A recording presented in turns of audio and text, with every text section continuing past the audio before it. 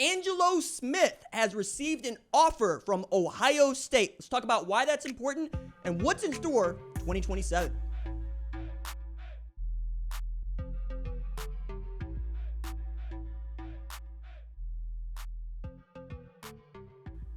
What's up, kinfolk? It's RJ Young. I am not on a step mill. If this is your first time watching Adapt and Respond, thank you for joining us here. We talk college football year round. If that is something you're into, go ahead and hit that subscribe button, like this video, and answer the question in the comments below.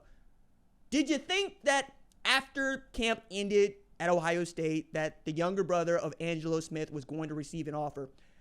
Because he did. And I want to unpack that and what that can really mean as we're looking at yet another pair of brothers that could be at Ohio State, although the timing might be a little bit off. I want to also remind you that we have an audio podcast on Apple and Spotify, and we have charted. My goodness, guys, this audio podcast is not even like a month old, and we're already a top 200 podcast in sports on Apple, climbing toward 100 because of you, because you have decided that it is worthwhile for you to support me and the show, going to Apple, going to Spotify, leaving a 5-star review, and telling us what you like about the show, what you would like to see change about the show, taking it all in. And if you do that and you're willing to fill out this form below, I will send you one of these stickers. I've ordered more because you guys are awesome. And a personal thank you note. So expect to see that very soon if you are one of those folks that was real early on this, because any day now, your sticker should be arriving with a personalized note from me. I'm filling these things out. We'll probably do another live, just chill and addresses, and we might do it for Game 6 of the NBA Finals, as the OKC Thunder are one win away from being the NBA champions. Very excited about that. Yes, fill out those reviews. Keep us climbing. Let's get to top 100. And if we could do this by college football season, my goodness, guys, do you realize how big the show could be for all of us? And that means more money gets sunk into making a better show for you, other camera angles. Maybe I will change the lighting, but I do really love this look. All right. Angelo Smith is the younger brother of Ohio State wide receiver Jeremiah Smith. And if the bloodlines are important to you, he's one of the best safeties in the country off the rip because of what Jeremiah Smith was able to do at Ohio State just last year. Best true freshman year by any Buckeye ever. I don't think that's within question. I really don't. Talking about over 1,300 yards receiving, over 70 catches, like 13, 14, 15 touchdowns. And really putting that team on his back in November into December when Chip Kelly and Ryan Day finally figured out, hey, we should just throw the ball to 4 and see what happens. And 4 took over, right? 187 yards, mostly in the first half, against Oregon in the Rose Bowl. We're talking about a guy who could have a 1,600, 1,700-yard receiving season if they do with him what I think they should, which is just feed him the rock from start to finish in 2025 and force everybody else to adapt. What Texas ended up doing was just trying to bracket him. And that meant that Carnell Tate got a lot more targets. And that means that Brandon Inniss gets to come along. And then you get Mylan Graham and, oh my goodness, Quincy Porter, and on down the line, because nobody's been better at producing wide receivers than Ohio State. So they took the best wide receiver in the 2024 class and said, hey, we're just going to feed you the rock right away. And he's gotten bigger and he's gotten stronger, and I can't wait to see what he's capable of this season, to say nothing of being draft eligible in 2026, or after 2026. In 2027, that's when his little brother Angelo could feature in the Scarlet and Gray. This is important because they played same high school, Chaminade Madonna, and he is a top safety, right? Number 32 overall prospect in the 2027 class.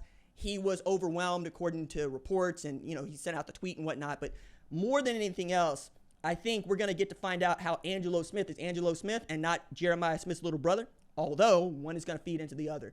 I think we are also getting into an era where we're seeing more and more brothers join up at the same place. Now, do they end up at the same place? Not necessarily, right? Not necessarily. However, Sonny Styles, Lorenzo Styles, we keep going here. And there's been lots of brothers that have been able to play at Ohio State. But again, this one rises to the top of the heap because of the name recognition. In an age where Smith can mean a lot of different things, my man is out here like he is hunting Neo in the Matrix, because that's what it's been like. Now, he's still got some ways to go, but to get that offer this early for that 2027 class as a safety, I'm not gonna sneeze at that. I don't think anybody should. to say nothing of what Matt Gary has been able to do at that safety position, particularly last year with Latham Ransom and Caleb Downs. Now, Caleb Downs, a.k.a. the pterodactyl, because he covers the entire field, it's almost like, hey, I'm just going to get out of that guy's way. But Latham Ransom continue to come on. They're going to continue to develop. Watching Sonny Styles drop down because he's such a big dude and become one of the better defenders in all the Big Ten, if not in college football. It's been a lot of fun. And we know what Tim Walton is able to do over there at cornerback.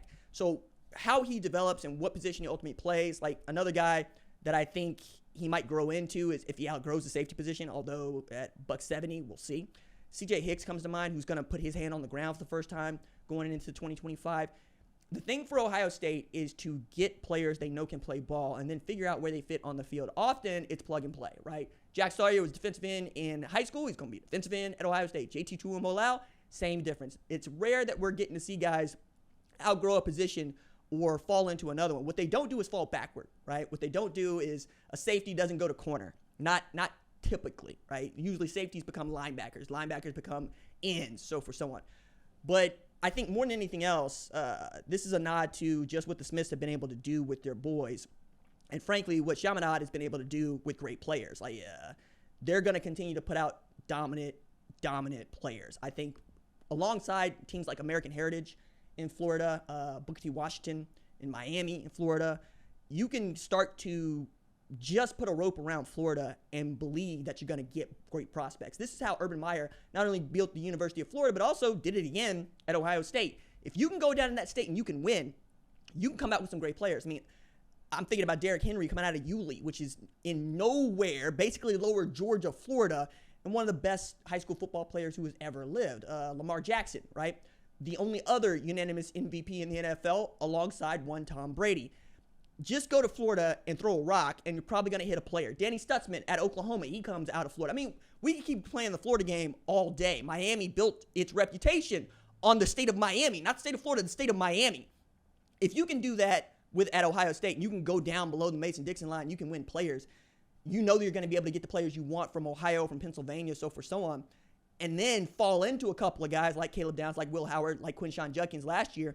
You're going to continue to compete. You're going to continue to be one of the best teams in all of the sport. And I don't think it is out of question to just reward Ryan Day over and over. Like, I realize being the head coach at Ohio State, a lot of people aren't going to give you credit for doing much.